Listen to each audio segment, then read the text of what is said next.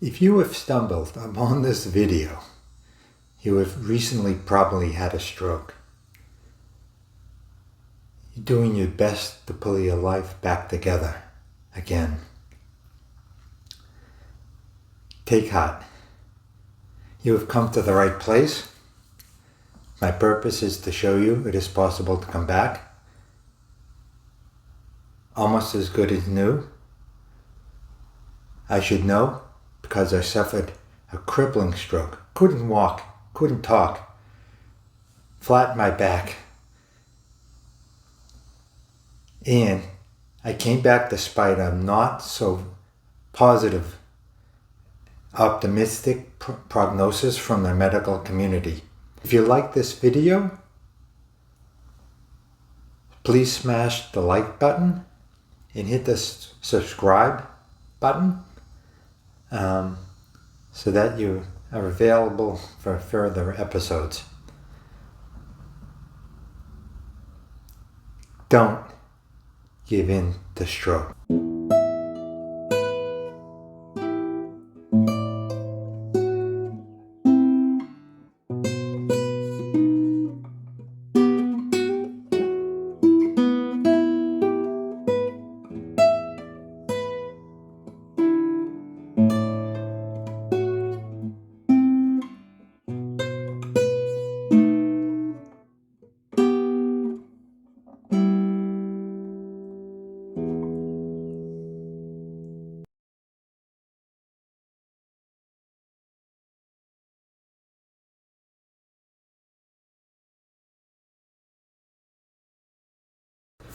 Never ask a person you suspect is having a stroke, "Are you having a stroke?"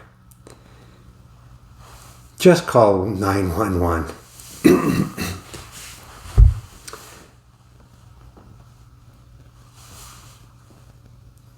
And if you're the person, I know it's hard to say because I tried it myself, don't try to be Superman. You have more important things to do that day? I don't think so. Several times I had the opportunity to seek medical treatment, medical care, even though I was in a foreign country. I was mentally incapable of having the judgment to make a call. My wife constantly asked me, "Hey, how do you feel?" And I always said, "I'm doing fine." And I believed that I was doing fine. People having a stroke don't realize they're having it. Anyway, so don't try to be Superman, no matter what the time of day, to get checked out. Remember, you have a limited time to react. In my case, it happened slowly, but surely after a TIA in America. And I was told by a doctor in America I could travel after the TIA. Anyway, no comment. A good friend offered to watch our dog, by the way. And I should have known when I had difficulty in conversing with her in French.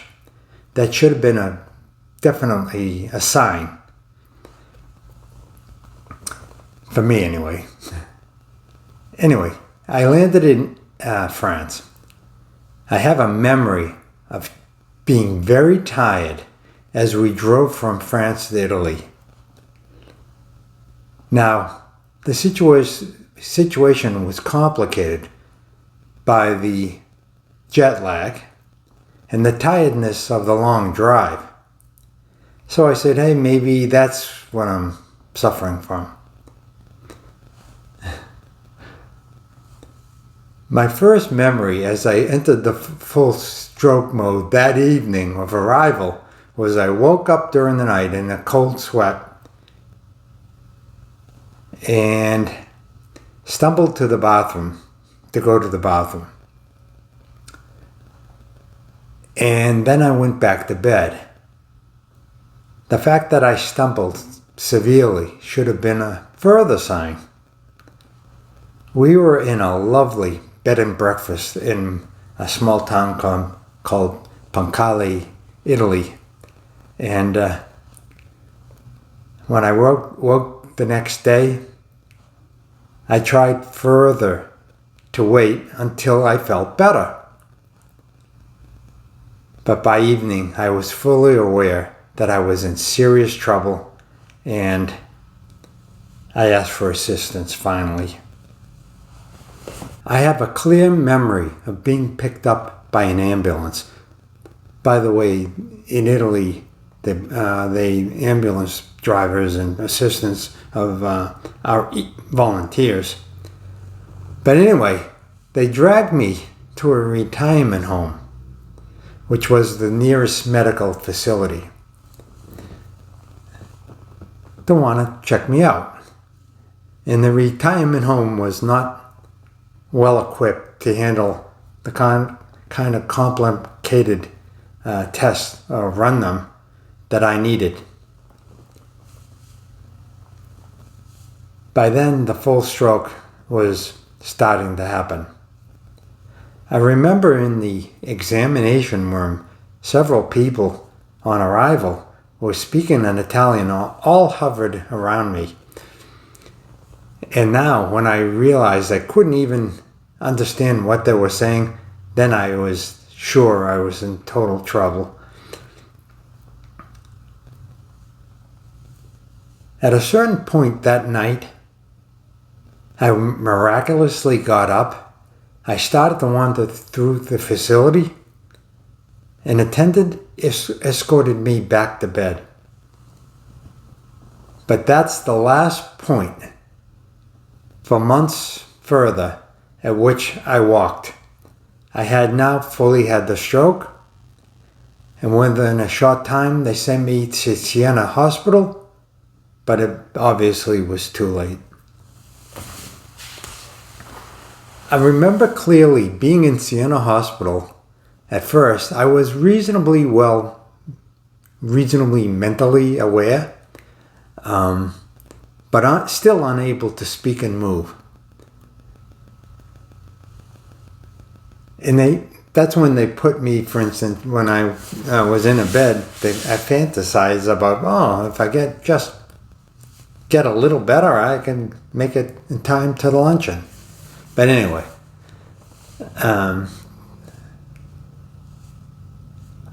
was aware of having a good appetite, but still totally unable to speak and move. Yes, I had apparently had a stroke. When my medical condition stabilized and I put a little distance between me and death, my company very kindly flew me back to America on a medical flight. I landed in Boston and I directly was taken to Mass General Hospital, and they performed the test that confirmed the diagnosis that my upper carotid artery was closed and I had a full stroke. Shortly thereafter, I went to Spalding Rehab, and now the story of my recovery starts. At the end of my stay there in Spalding, walking to the garden, no, I was really assisted, and they walked me from my bedroom to the garden area, and it took forever to get there. I remember walking several yards and then having to stop and catch my breath. And this was from a guy who ran a marathon 2 years before, roughly 2 or 3 years before. Anyway, and I remember it was during the summer, and I had my shirt, I put on a sweater And I walked outside in the sun, and I was extremely cold. Anyway. And also at Spalding, the basic PT, physical therapy, started. They had a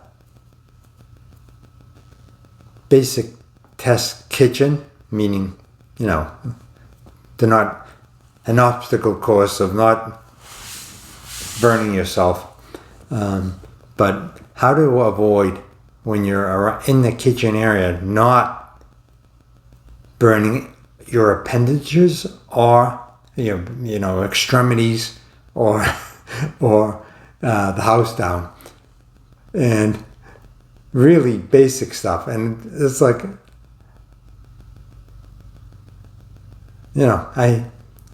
I've studied many things in my life, but to revert to how not to burn yourself in a kitchen was really a sobering thought.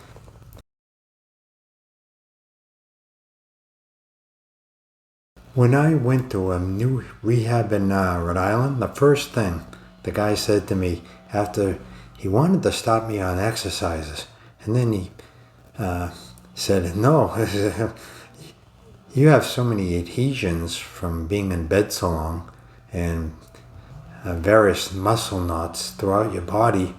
I have to work on those first." And it's funny because he basically is one person I credit for getting me on the right path towards not allowing me to develop this contorted posture that the average stroke person has. And I have a little of it, but not like the average stroke person, I believe. And he was the first one who put me on the right path to developing, and then the importance of stretching. What do I mean? Think like it's a piece of poster board, flat, just from the paper mill. And then someone rolls up the paper board, and then the poster board, and suddenly it's permanently in this difficult rolled up shape. And no matter how often you try to flatten it, it's not entirely flat as it once was. But every time you try to flatten it, it basically is flatter than it was if you left it entirely rolled up. And that's what you will have to unroll with stretching every day. At least in my case, I find this to be so. I found it to be so, and I still find it to be so. It is good for both sides of the body, but especially for the stroke side. So this guy, this physical therapist, basically put me on the right path. And also, by working on my knots, by working through a combination of rubbing and massage and working on my muscles and tendons and all that, he basically put me on the right path to building a really good future for my body. The way he worked on my muscles and tendons was basically through rubbing and then breaking up pressure points on the knots. But basically, he identified an issue that was so important to the future. I highly recommend that you check with your therapist about not only what I'm talking about, but to help you. And it definitely helped me. I think at first it helped more than exercise at the gym. I'm sure of it for me. I still work out in the gym after years of dragging weights, doing bench presses, working with an elliptical, but stretching is the core of coming back. I believe what sets a good foundation is the stretching. That's my thought. I'll stop there. And again, if you like this video, press the like button and the subscribe button. Thank you again.